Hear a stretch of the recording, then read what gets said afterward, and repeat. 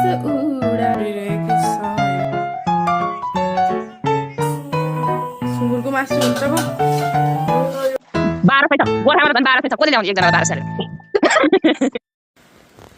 Hi guys, welcome back to my YouTube channel. मैंने उनका बिहान देखाएँ अघि वाइफाई जोड्नेवाला आएको थियो अनि अझै जोडी भ्याएन यतिको गरेर गयो हेर्न मेस छ अनि म चाहिँ यसरी खाँदैछु अनि त्यही भन्छु भने हजुरसम्म आफू पानी परिरहेछ अनि बिजी नै भयो क्या अनि त्यो जोड्नु बाँकी छ जोडेपछि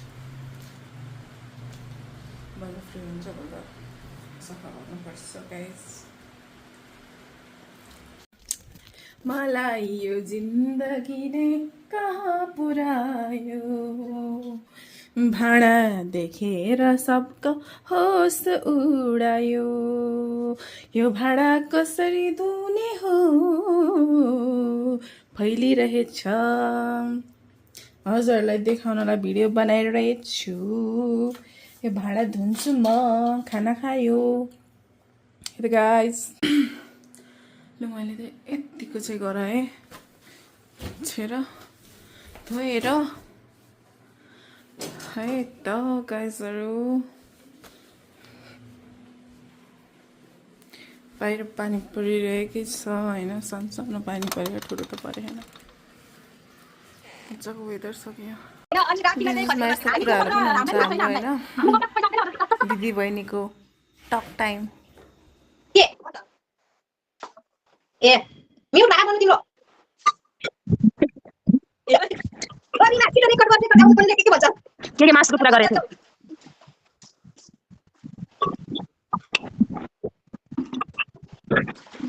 12 पैसा गोर्खामा त 12 पैसा कसले ल्याउने एकजना 12 सय एउटा रुपैयाँ आउँछ के भए त्यो 90,000 को खसी खोजेर मन मुतेर काम पाछडको पैसा एउटा चल्ला बोले यसो गरौँ न बहिनीलाई यसो अलिअलि पुच्छरहरू अनि कानहरू काटेर फुटाएर आयो भन्नु पर्छ साथीहरू के गर्दै हुनुहुन्छ म चाहिँ यसरी पल्टिरहेको छु टिकटक हेर्ने भनेको नि यस्तो भयो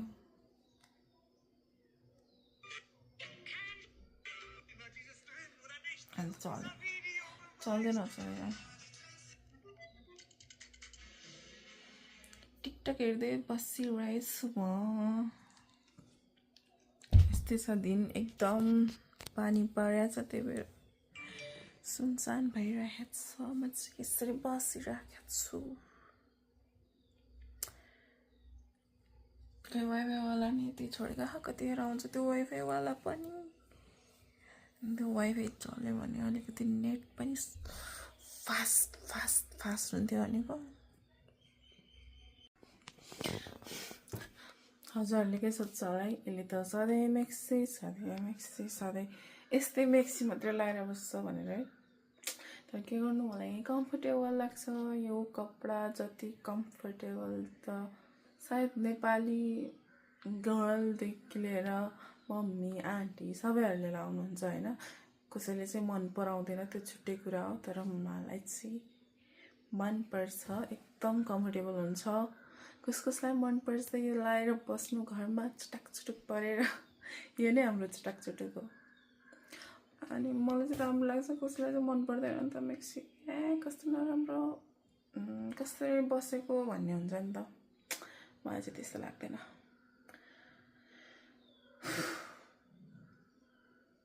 आजको दिन कस्तो भइरहेछ क्या केही कामै भइरहेन त्यो भएर वाइफाईवाला आएको वाइफाईवाला गायब भयो अहिले आउँछ अहिले आउने भनेर त्यो खै के बिग्रियो अरे नयाँ त्यो डब्बा हुन्न डब्बा त्यो वाला बिग्रियो अरे अनि त्यो चेन्ज गर्न गएमा चाहिँ गायब भइगयो अनि कुर्दै बसेको म त के गाइस अहिले भेटौँला के गर्दै हुनुहुन्छ हजुरहरू म फेरि पनि आइसकेको छु किन भन्दाखेरि साह्रै भोक लागेको अवस्था अनि दिनको खाजामा मकै खाँदैछु म उसिनेको मकै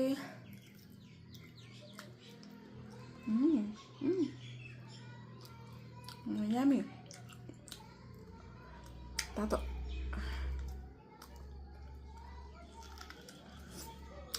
गाइस खान्छु ल खान त बसेर रात पर्यो यसका यसरी रात पर्छ हाम्रो घरमा ओहो यत्रो बेर पानी वेस्ट गइरहेको रहेछ बल्ल अब खाना बनाउने टाइम भइरहेको छ मेरो घरमा घडीमा बज्नु भएको छ 7 बज्नु आँट्नु भएको छ 8 सरी 8 बज्नु आँट्नु भएको छ होइन एक्स्ट्रा दिन पाउँछु क्या मैले त्यही हो कुर्सी भित्र गएन खाना बनाउँछु म के कहीँ ल खाना पनि रेडी भयो तर मैले आज के बनाएको छु मलाई पनि थाहा छैन ल म बुढालाई देखाउन गइरहेको छु आउनु त मेरो खाना हेर्नु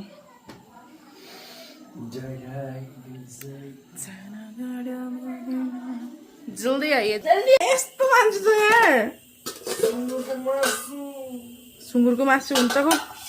होइन यो त हो आलुदम हुन्छ आलुदम आलु र मासु मिक्स मैले चाहिँ ठुलो यो यहाँ चाहिँ सानो देखेछ है पिसवाला बनाएको क्या आलु र मासु चाहिँ म बनाउँछु प्रायः जसो अनि यो चाहिँ मैले इन्स्टाग्राम हेर्दाखेरि आफै फिडमा आलुमा मतलब मैले त सानो सानो हाल्थेँ पहिला यस्तो हेरेको त यत्रो ठुल्ठुलो आलु देखेँ अन्त हेर्न म किन आएको होला यहाँ अनि टक्क लाएर बनाउनु पर्यो आलु र मिक्स गरेर भनेर अनि बनाएको ओके गाइस हामी एकछिनमा खान्छु ल गाइस वाइफाई पनि जोडिसकेको छ हामीले अनि भर्खर खाना खाएर बसेको अब एकछिनमा सुत्नुपर्छ वर्ल्ड कप चल्दैछ ओके यही भिडियोदेखि म बाई भन्न चाहन्छु हजुरलाई बाई गुड नाइट